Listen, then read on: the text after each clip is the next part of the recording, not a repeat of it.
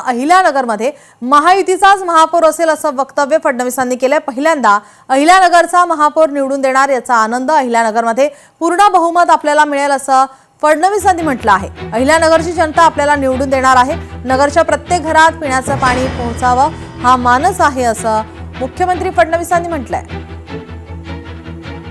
ही पहिली निवडणूक आहे की ज्या निवडणुकीतला महापौर हा अहिल्यानगरचा महापौर या ठिकाणी आपण निवडून देणार आहोत। सुरुवात ही या ठिकाणी अतिशय उत्तम केली आहे आणि ज्याची सुरुवात उत्तम असते ते सगळंच उत्तम होतं।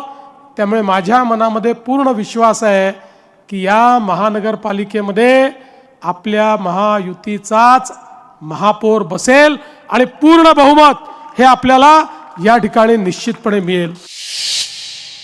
किशोरी पेडणेकर यांच्या अडचणी वाढण्याची शक्यता आहे। किरीट सोमय्यांची निवडणूक आयोगाकडे तक्रार दाखल करण्यात येते। निवडणूक आयोगाच्या कारवाईकडे आता लक्ष असेल। पेडणेकरांनी कोविड कफन घोटाळ्याची माहिती लपवली आहे। SRA घोटाळ्यासंदर्भात दाखल गुन्हाही पेडणेकरांनी लपवलाय। किरीट सोमय्यांचा किशोरी पेडणेकर यांच्यावर आरोप करण्यात आलाय। किशोरी पेडणेकरांनी निवडणूक आयोगाची फसवणूक केली आहे। निवडणूक पत्रामध्ये गुन्हेगारी स्वरूपाची माहिती लपवली असा आरोप किरीट सोमय्या यांच्याकडून करण्यात आलाय। आयोगाची फसवणूक केली आहे।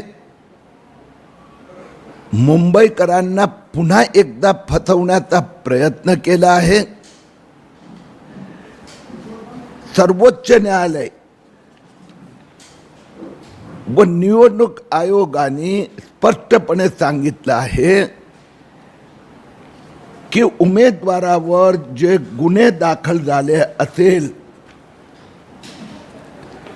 त्याची सगळी माहिती निवडणूक उमेदवाराने आपल्या अर्जात दिली पाहिजे।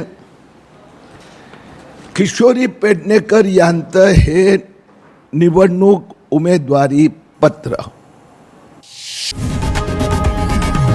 लोकशाही मराठी ऐका, पहा, जागरूक रहा।